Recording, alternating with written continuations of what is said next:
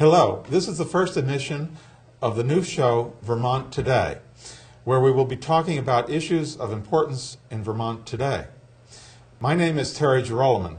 My guest here is Ken Lawless.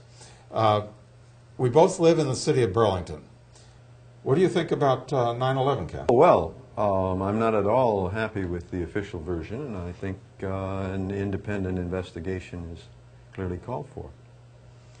People have been calling for an independent investigation now for years, for at least 2 years. There's so much evidence. If you watch on TV, those buildings collapse. It looks so much like a controlled demolition. And Building 7 wasn't even hit by an airplane. How can that collapse the same as the other two buildings in the same way? And if you look at the collapse in detail, the center of the building begins to come down before the ends. You see little puffs of smoke coming out of the sides of the buildings. All of these things suggest a controlled demolition. And all we're asking for is an independent investigation, independent of the administration in Washington, something international, by the United Nations perhaps. Is that asking so much? But what has been done? As long as the Bush administration is in there, it appears that nothing will be done. But even the Democrats, last fall we elected a Democratic majority in the Congress. The majority of the governors in the states are now Democratic. Why can't they do something for us? What really happened there? Why don't we go back to history and look what happened in Nazi Germany? Everyone agrees that when the German Parliament burned down, it was the Nazi Party that set the fire. But at that time, Hitler took power because of that. Because no one believed that he had burned down the Parliament. He blamed it on the communists. And everyone he Yes, a mentally ill Dutchman, and they said he was a communist and he had set the fire, whereas in fact they had brought him there to be arrested, and they set the fire and burned it down themselves. And the National Socialists had taken power in a coalition government. They had won something around 40% of the vote. But of course they had no intention of having 40% of the power. And the Reichstag fire was their excuse to begin to rule by decree and set up the notorious Nuremberg laws. So 9/11 now is an excuse for the neocons to do almost the same thing that Hitler did 50 years ago. Curiously, they borrow the same sort of language: New World Order, shock and awe, homeland security, which reminds us of, fatherland. Moral majority reminds us of Kirche, Küche, Kinder. Women belong in the church, the kitchen, with the kiddies. They certainly wouldn't want them to do anything influential. That's not what they're for. And of course, you mentioned the project for the New American Century. Well, one of the things in that project for the New American Century, they called for, we need a new Pearl Harbor so we can expand the American military and the American power in the world. Well, where was the new Pearl Harbor? Was 9/11 the new Pearl Harbor? And what was the involvement in the Trade Center of the Bush family? Some people think that people connected with the Bush family. In fact, there's some people that have said that they would like to present evidence or at least investigate the involvement of the Bush family in the 9/11 management of the 9/11 building. There was a period when the buildings were shut down just a couple of weeks before the attack, or the alleged attack. Was that the time when perhaps explosives were planted in the building for the controlled demolition? What we need is an investigation, but we have no investigation. Bush didn't want the original 9/11 investigation. Bush didn't want to have it in the first place, but when it was forced upon him, one of his political operatives was put in charge of it, and it was nothing but a whitewash. Do you think we'll ever have another investigation?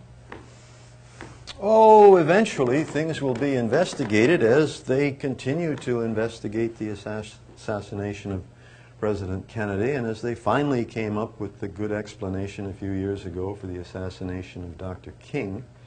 So this is important, and people will continue to plug away at it. The Bush administration didn't want an investigation and first suggested putting Henry Kissinger in charge of it, and there was a great outcry against that. So it was put in charge of senior Republican operatives, I believe a former governor of New Jersey, and there were Bush and Walker cousins and people related by marriage at 9/11 security and other places. I don't want to speak about this because I've forgotten the actual details. The documentaries such as Small Change will do this, or you can read David Ray Griffin's New Pearl Harbor, or one of the two books that he's written about this subsequently, or you can listen to Pacifica Radio, or hear Radio Free Burlington at 94.3, and you'll hear the details about these things and why we need an independent investigation. Will we get one? Not in any hurry. Neither the Republicans nor the Democrats want to upset this apple cart, not because they aren't interested in knowing it, but because right now, because they, in a sense, fell for it and said, oh, well, there are weapons of mass destruction, the nuclear program that's getting yellow cake uranium from Nigeria, and they can launch in 45 minutes, and Colin Powell said this as ambassador to the United Nations, and the president announced it in his State of the Union address, and now they're responsible for it. They voted for it. Very few voted against authorizing the war, and now they're stuck with it. Now, they don't want to be voted out of office, and they don't want to be remembered in disgrace. And so there won't be any big hurry. Citizens will have to organize this from the grassroots, which I must say they're energetically doing. Well, I hope the final investigation won't be 50 years from now, and we need the truth now. This is what happens in a one-party state, two right wings of the capitalist party. Yes, I noticed the New York Times, which was a cheerleader for the war, particularly in the reporting of Judith Miller about the legitimacy of these weapons of mass destruction, and they knew exactly where they were buried, and they'd find them as soon as they got in there. The New York Times recently had an editorial saying it's time to bring the troops home from Iraq, which, of course, it's long past time. They shouldn't have been sent to Iraq. They shouldn't have been sent to Afghanistan. The caves that Al-Qaeda was living in were built by Osama bin Laden's construction company with advice and funding from the CIA in order to get the Soviet Union out of Afghanistan. And at that point we considered the Mujahideen to be freedom fighters.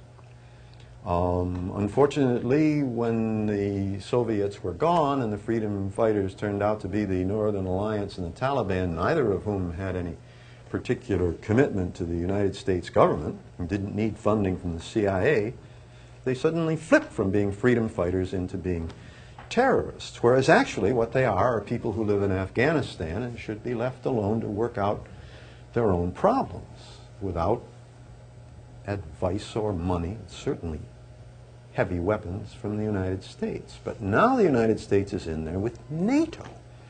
Troops from Canada are being killed. What are troops from Canada doing, killing and dying in Afghanistan? What can this possibly contribute to Vancouver or the Prince Edward Island? I mean, it's very sad.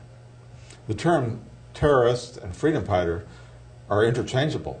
It depends on whether you want to approve of them or disapprove. Which side are you on? That's right, yeah. The French resistance that supported Hitler, for the Nazis, they were terrorists. For the Allied side, they were freedom fighters. It just depends on which side you are on. Well, we're running out of time now, and I hope that people have learned something by our discussion, and we will have to continue with the next program. You're welcome to send emails. My email address is jeroloman@alumni.neu.edu, as you can see printed at the bottom of the screen. And we will see you with our next mission. Thank you.